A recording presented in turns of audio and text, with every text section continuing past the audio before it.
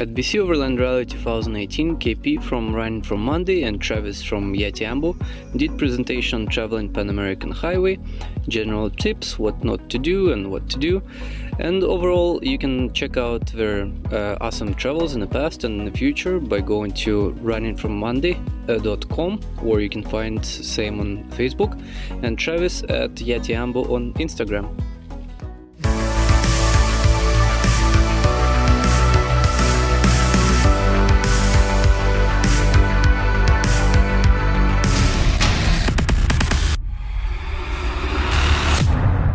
Something you can't get, right?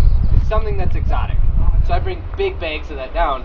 Every border, they get candy. Every security guard, I give them candy. You're not bribing them. You're just doing something nice. They bring it home to their kids. Be super friendly. If they can't see inside, then you might get broke into just because they want to see what's in there. So a lot of people we met that got broke into, it's because they were super, oh, stay away. They're a German couple, and they're like, no, this is our house. This is our private. You stay away. You stay away. This build I have, I'm all sponsored. Tomorrow I have another class at 11 o'clock if you guys want to learn about being sponsored. But, so, to me, it doesn't, I don't know about you because you're working for 4 Winds, it doesn't feel like my house as much as it feels like a moving display. I got a question. Out of the countries that you traveled down south, which one seemed the least safe? I heard El Salvador. People kind of warning about that one, but then some other people say, "Oh no, we had great time. People are amazing. Everything's fine." Depends what time of year you went. So it all changes. So the sketchiest for me was Mexico in January because their fuel. So Mexico sets their fuel price once a year, and so in January is when they do the price hike. And they expect maybe 2-cent price hike, and they had maybe, what, 12 or 30 cents? Maybe 30-cent price hike. So the locals freaked out, because that's a big chunk of their money. So they had the price hike, and then they had a lot of, they rioted and kind of closed the highways down for a while, so no fuel trucks came. So that was a bit sketchy during that time. But it depends, like, I was supposed to fly into Egypt when they had that coup, so I had to skip that because of slight... Actually, my visa wasn't allowed in that country anymore. But it all kind of, on depends. average, in your experience, where did you feel which country kind of the least For sketchy? us, like I said, we never felt unsafe in any country, but the 3, Guatemala, El Salvador, and Honduras, we never felt comfortable enough just to wild camp for free without like making friends or paying to camp or paying to park in like a hotel parking lot. In El Salvador, I went into a grocery store and counted 5 guns. Security guards, but it's a grocery store. They have 5 guys with guns there for a reason. Yeah. You know, like I said, I felt safe. Never felt threatened or challenged or anything like that. But I also didn't feel comfortable just parking. But you on were the outside several of town. vehicles, right? Just No. just us. Just one. One vehicle, couple guys? No. Oh, I'm solo by myself. Oh, solo, perfect. And he travels with his wife only. That's it. Cool, because I usually on big ones I have to go solo because it's Sure. hard to Hard align to with find people, others. right? Always, Yeah. Okay, we're leaving Thursday. Let's go. Okay, cool, because that's good. Usually people go in these caravans and it's like, well, your experience is a little different. That maybe breeds a false sense of security because I think you really draw a lot of attention. You draw more attention Yeah. than you're gonna. And I think be you better. tend to be like we were talking about being friendly and bringing people in. If you're this big like militarized convoy, Yeah. It's people not are friendly. intimidated. It's not friendly, and so then you're not as easily making friends with these people and their grandmas and stuff like that. And you're bringing in more money than the entire town has. Yeah, I mean you rock in on with 4 rigs with Anything. Any North American rig draws attention, and there's a lot of money. Yes. And they don't have any. It's perfect. The one thing that I was talking to them they couldn't understand is a burnout. You spin the tires for smoke. Yes. But why? Because it looks cool. Don't the tires wear out? Yeah. So you have so much money, you can use more tires. I've never understood them myself. Yeah. That's not true. Costing money. That's not true. That's how women take their clothes off. And then Only a another certain type, very specific type. Quick, get my Tinder out. Yeah. And then another thing, they can't understand that you have a boat with a V8. That engine isn't your main transportation. Like you have so much money, you have an engine in your car and another engine for the weekends. Like they're just like, but how do you? But you have one car per house. No, we have one per person. They're like, Why do you have more? It's just completely different.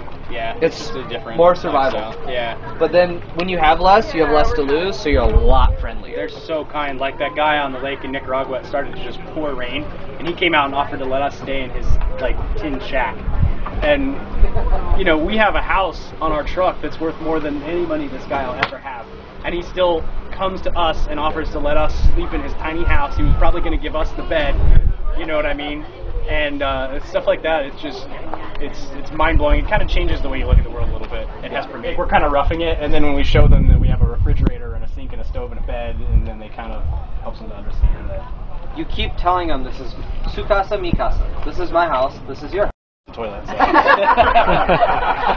Well, they want to see if you're sponsored by Charmin. Yeah.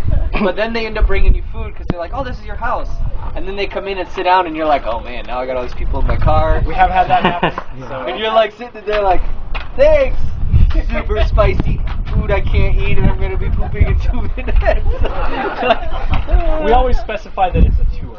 Like, okay. Can we make a tour of the house? And then I give them a tour, and then usually I go back outside and then offer them the beer outside, just to help make that split. Then we can hang out outside. That's fine. But driving when we get up. Yeah, a little bit. Yeah. Speaking of cultural bonding, how is your Spanish? Like, what level is it at?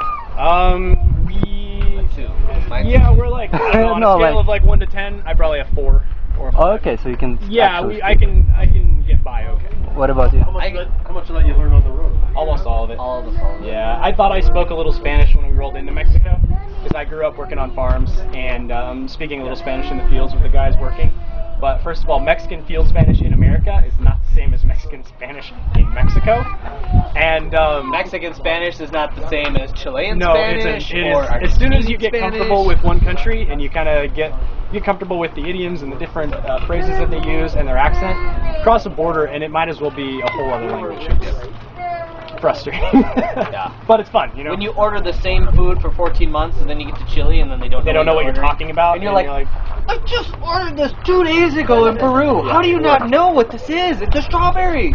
Frutilla. Is that what it is? Frutilla in Chile? And Argentina.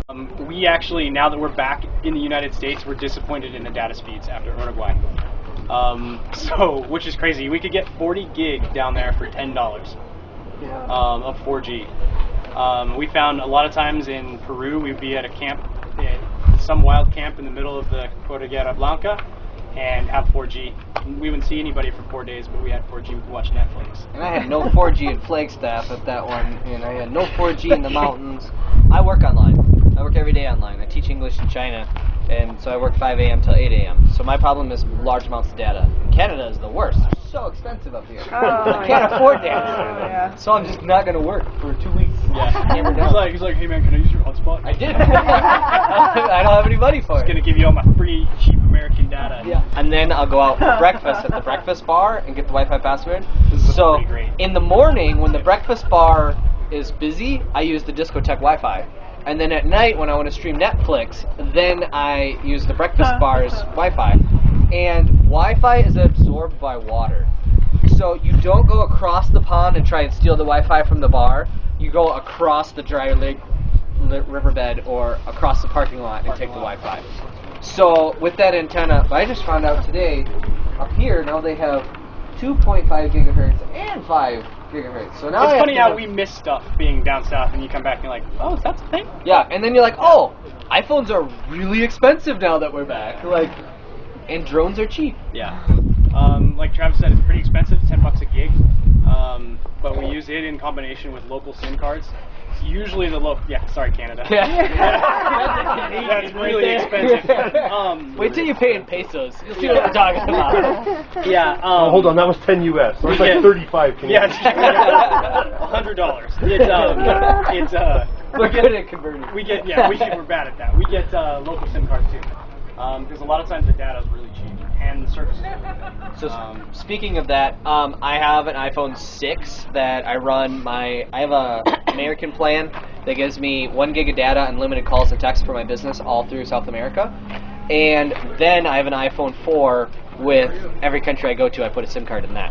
iPhone 4, that's my hotspot, my data, blah, blah, blah, blah. This one is still business account. So you can go incognito, or you can go just blatantly total gringo. I mean, brush guard and everything, right? The gringo way worked for me because I draw a lot of attention. I have a website on the side, I'm 10 feet tall, I have a motorcycle on the back. And so when they pull me over, people are taking selfies right by the police officer. And so the officer's looking around like, everybody's watching me right now. Like, so that's a benefit. Some German girls we traveled with, they went in a little VW van and they're like, oh, no one will see us, we'll sneak through. You're two blonde German girls with German plates. Yeah, they're going to see you. They got pulled over all the time. And they're low, so then they can reach in and whatever. Me, I'm like, I'm a gringo. And then they just look at it and they just shake their head and they just go. You could have stolen that from Venezuela. It's too gringo. Yeah, we really haven't had many issues with police, bribes, checkpoints at all. Most of the time they're pretty cool. Like in Baja, you found mostly it's some 19-year-old kid without any ammo in his gun and he's just bored. You know, we just rock up and we ask, where's the best camp? Where do you like to fish? We always kind of have some questions prepped to just push them right into just BSing, and usually that's what they want to do. Atomic fireballs and a 4-wheel drive magazine in the back corner of your camper. The teenager goes in and hides from the general and reads the magazine and eats your candy, and then he gets yelled at, and he just opens the door and goes, ah, yeah, and he goes, that was all of my Baja experience. Candy and magazine. We don't pop the camper up because they don't realize it pops up. Ooh. And we don't put the ladder out. I don't they put realize steps there's out a ladder. either. Yeah. So we just open if they want to inspect, we open the door and they go, okay. Yeah. And so, not that there's anything to find, but it's just nice not to have people going. My Sportsmanville didn't have any steps on it. I had a ladder that came out, so and I have no handholds. So you make it hard to get in and out, basically it. And then if it's more difficult, they just won't do it. They'll just look and go, okay, you're good. And a few times we've had someone try and get a bribe from us. Like I said, it's more rare than it is common. Some people just attract them.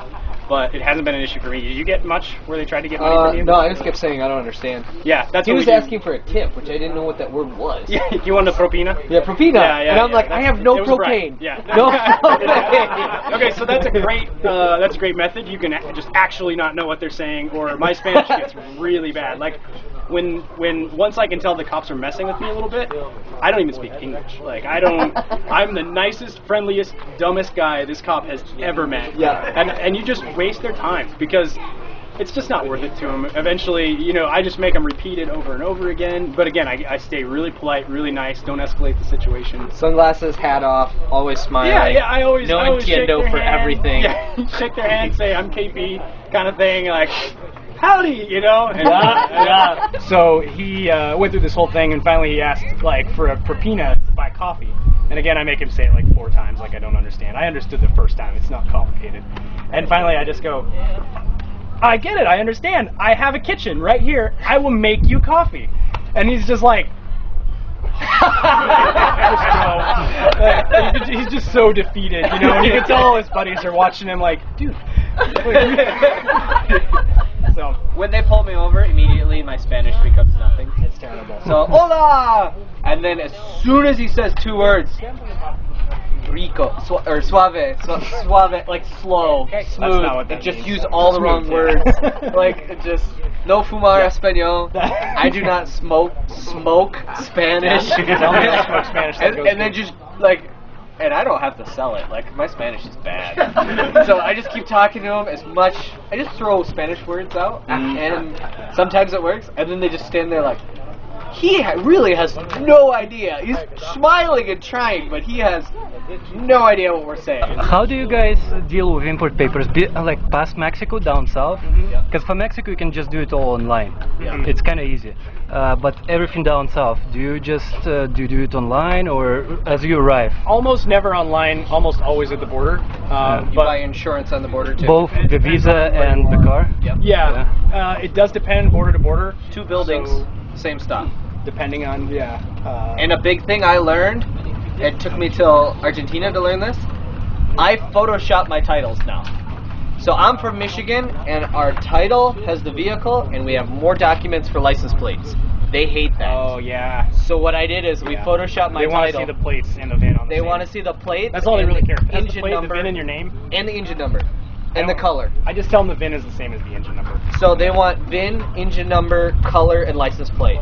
So on our title, once it's registered as a motorhome, it'll say GM Motorhome. That is it. So what we did is we took an identification number that they have on there, not the VIN, it's a paperwork number, and just delete that and put license number. And then they have a title number, we delete that, and we put engine number. And as soon as we brought that, like I went in the checkpoint with my Michigan title, and they looked at it, and they're like, ah, and I go, just wait. A German couple taught me this. They sent me a new title that's better. And they give it to them, and they go, these Germans are so efficient. They have such better titles. Because you just make it for what they want to see. Yeah. And I do it in full color, front and back, and then laminate it. And then you just bring them the laminated papers, and they're like, you've done this before. Yeah. You're very smart. We basically just do the research ahead of time. Overlander, seriously a great resource. Pretty much everyone is checked in, tells you how many copies you need of what, especially through Central America. They want a ridiculous number of copies, like 7 copies in some orders, and they stamp, and there's this whole process, and you know it just goes in a box, and eventually they build a new building. And are you saying Overlander like a forum, or actually on a dot description of in the description. Phone. Yep. Yeah? So you click on Overland, you click on the border picture, and it'll give you up to date that day or whatever the day people before. wrote. Exactly. Right. Oh, nice. There's always some overachiever that literally writes up step by step exactly what you need to do. Yep. And if it changes, because the problem I had when I got there, it's no longer in the customs building, it's in the ice cream shop across the street to the left with the blue window. So that one was coming from Colombia into Ecuador. Yeah. And another one, for you guys looking to go further than just each border, Wiki Overland gives you what the current fuel price is. I've been updating that quite a bit. Yeah. It's pretty what handy. the fuel price is in each country, how it is to import, what it's like to sell it. And for me, I finance my trips by I build a rig here and then I sell it where I'm going. I build a rig for where I'm going to sell it for more money. So that's kind of a thing you can do, and you find out can't sell it in Argentina, can sell it in Chile, only if it's registered as a motorhome or a fire truck or an ambulance, because they can only sell things that they don't make. So that's kind of how you can sell stuff. If you have a truck with a truck camper and you're titled as a motorhome, then they like that because they just take it off, and now they have this $40,000 truck that's worth $8,000 for us. So, do you guys have any last questions for us? Yeah. In Latin America, it's not really a thing. You don't need it. American license, I assume a Canadian license, it's fine. So a lot of people bring a second license, or they make a laminate copy in case you run into somebody that's crooked and takes it. I did have that. Good. That last year we started in Costa Rica and flew home. And that worked out really well. We made a ton of money because it was cheap to fly to Costa Rica. We're like, let's do this again. That worked out really good. And we just made these plans and decided we were going to do it. Well, damn it. Turns out it is a lot more expensive to fly from Argentina than it is. That's your baby, like every time you leave it. Like I have owned that truck. My wife and I have been together 14 years. We've been married 10. I've owned that truck longer than I've known my wife. This thing is a delership on repairs too. Why I'm not selling the truck. And then so I've been like, it's kind of like my man purse and it's my house. Got all my stuff. Anytime we're at one of these shows and somebody's like, oh, I need a pound and a steak, I'm like, oh, I'll go get my hammer. I do not have my hammer. I will find a rock, because I'm just so used to having it all the time. And the truck, it is kind of my baby. It's like family. Sell it for enough. It is. I would sell it for enough money. I think the trips help me be a little less sentimental about stuff. But it's just been fun to build it. I bought it brand new when I was 18. And I think that's kind of a cool thing to like pass that down to my kids. Like I bought this truck brand new when I was 18. It has 1 million miles on it. 100,000 of those were driving around the world. And it's not worth anything. Here it's not worth anything. $8 or $6 grand. So, and it's a good truck. I like it. I still look forward to driving it every day. You know what I mean? So I don't need all the bells and whistles. And if I do, I can put them in myself. But Chile is the closest to crossing into the States that we've been. Like they have, it's legit. Like they have different guys that are all uniformed. They do the right thing. They're all sort of cranky and not really happy to be there. Kind of treat you like shit, just the way they treat you when you go back into the United States, even if you're an American. Which is the biggest bummer. I just wish we would clean up our borders the way we treat people, because I'm from America, so I'm biased, but it's a great country. Stop being a dick to everybody. Like, just let us in. It's great. Once you're in, you'll have a great time. I promise. Like, we won't shoot you. I lived in 31 years. I've only been shot once. It wasn't fatal. It's fine. And you know, for the most part, everybody's super nice, especially in the small towns and stuff. And so, but it's the same thing like going to Mexico, right? You see it's on the news and it looks scary, and then you get there and you find out it's a different story. You know, there's just people there living their everyday life, doing their everyday boring stuff. So you can train yourself in situational awareness. One of the big steps. Yeah, we just try to always know what's around. Open your eyes to what's going on around. And most killings are just gangs between gangs kind of thing, like all the Baja stuff. Yeah. It's really just local stuff. They don't want to mess with the gringos. Like, if you mess with the gringos, then you get the federal in. You get the federal guys in, it brings press. They almost protect the gringos. I don't know, if we did our trip again, we had a great time in those other countries. We'd probably go through Belize, into Guatemala. I mean, all the people are really nice. It's awesome. Nicaragua was probably one of our favorite countries. Was it? I've heard that from them. Really enjoyed Nicaragua, but now, of course, they're having some pretty serious issues, so you may not really want to do it anyway. Depending on what happens, you may ship from Veracruz anyway. We actually tried, honestly, to ship from Veracruz, but we wanted to do it in a container, and they just don't really do it that often, so it was hard to find a partner to share with. It was going to cost us $2,500 to ship from Veracruz, or just do the same damn Pan Am thing that everybody else does. Go to Panama, get a partner. Yeah. It's cheap and easy. What about shipping all the way back? So drive all the way down to the Baja, down to Chile, shipping back from Chile. Most people ship from Montevideo in Uruguay. Okay. Just because I think it's cheaper. Okay. But I think some people ship from Santiago as well, but everything in Chile is expensive. What's the price tag? Like, let's say because your rig is heavy with camper and big, right? To ship that from Uruguay, let's say, back to States, how much? So they don't really, in a container, unless it's crazy heavy, which it can't be just in the volume it fits in, they don't really care what it weighs. It's pretty much just the volume in that container. The prices I've been hearing, $2,000 to $2,500 to get it back from like Uruguay to like Canada. Have you? What about Argentina? I don't know. I haven't been looking into it, but I do. Like, I have resources. I know where to look and talk to. So you send me a message or something. I've had trouble finding that. Are you guys in the Pan Am Traveler group? No. So on Facebook, go to the Pan American Travelers group. Okay. Really, really good stuff for that. That's where people are meeting other travelers to ship with. Lots of shipping information. Use the search function, because honestly, everybody goes in there and asks the same question. Like, there's all the they're like, oh, how do I ship across the Darien Gap? So then I say, well, go to the Pan Am Travelers group. The first thing they do is, how do I ship across the Darien Gap? And there's like 9 of them. But just go there, lurk a little, ask questions, of course, but use the search because there's tons of stuff, and you should be able to get a lot of information like that. Hey comrades, don't forget to hit that like button and also leave a comment, and if you haven't subscribed yet, you should by hitting that subscription button and also bell notification next to it, so you can actually get my video updates both in notification in your video feed, and as well you can support this channel if you like my videos through PayPal or Patreon in the links down below or just after this video.